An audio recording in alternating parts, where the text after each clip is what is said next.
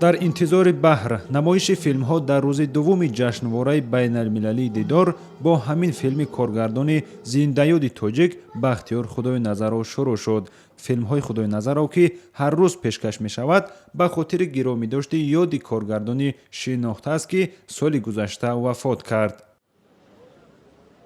дар ҳафтумин синамобазми дидор дар душанбе давоми 4 рӯз 80 филми баланди достонӣ ва филмҳои кӯтоҳ дар бахшҳои гуфтугӯи фарҳангӣ ғарбу шарқ, синамои форсизабонҳо ва осори синамогарони ҷавон ба намоиш гузошта мешавад.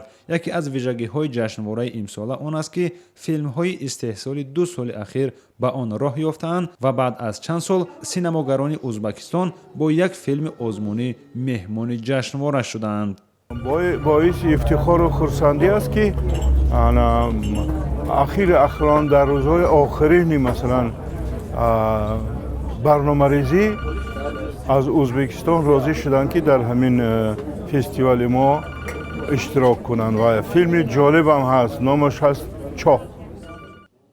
филми чоҳи коргардони ӯзбекистонӣ Мансур Васатӣ шоми 18 октябр ба намоиш гузошта мешавад. дар дидори имсола 40 меҳмон аз кишварҳои Осиёи Марказӣ, Қавқоз ва Ҳиндустону Эрону Афғонистон ва Русия ширкат доранд. синамобазми байналмилалии дидор аз соли 2004 инҷониб дар 2 сол як бор баргузор мешавад. Шодмон Ятим, Озодӣ, Душанбе.